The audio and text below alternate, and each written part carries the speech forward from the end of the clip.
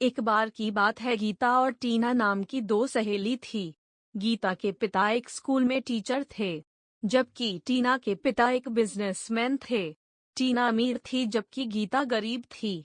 टीना थोड़ी लापरवाह किस्म की लड़की थी, जबकि गीता एक समझदार और अपने काम को सही से करने वाली लड़की थी। कुछ समय के बाद वह दोनों बड़े हुए और एक कॉलेज में पढ़ने लगे।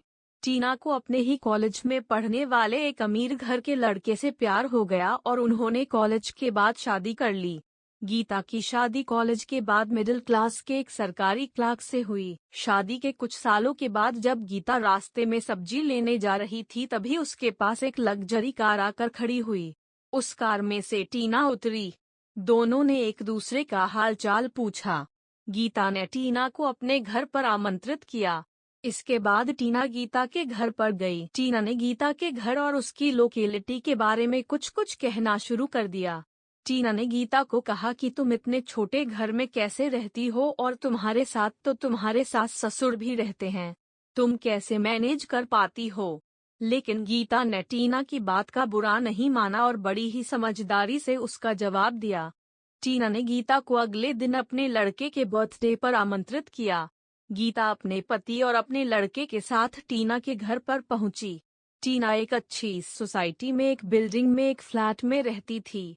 टीना ने गीता के सामने अपनी बिल्डिंग और फ्लैट की तारीफ करनी शुरू कर दी। गीता ने टीना से जब उसके पति के बारे में पूछा तो उसने कहा कि वह आज अपने बेटे के बर्थडे में नहीं आ पाएंगे क्योंकि वह बिजनेस में बिजी है।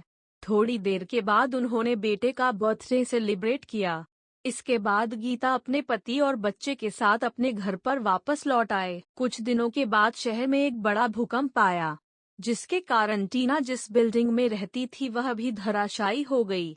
जब गीता को इस बारे में खबर लगी तो उसने टीना को फोन किया। टीना ने बताया कि हादसे के वक्त वह बिल्डिंग में नहीं थी, लेकिन अब उनके पास रहने के लिए घर नहीं है। गीता ने अपनी सहेली को जब तक दूसरे घर का जुगाड़ नहीं होता अपने घर में आने के लिए कहा। टीना अपने पति और बेटे के साथ गीता के घर पर गई। गीता ने टीना को दूसरे घर के जुगाड़ होने तक अपने घर में बड़े प्यार के साथ रखा। टीना को गीता के प्यारे बर्ताव और उनके परिवार के आपस में मिलजुल कर रहने के रवैये को देखकर बहुत अच्छा लगा। टीना को अपने पहले के गीता को नीचे दिखाने की हरकत पर पछतावा हुआ। अब उसे पता चल चुका था कि सादगी भरा जीवन अपने पूरे परिवार के साथ मिलजुल कर रहने में ही सच्चा सुख है। आशा करती हूँ अगर आपको हमारा वीडियो पसंद आया है तो प्लीज़ लाइक एंड चैनल को सब्सक्राइब जरूर करें।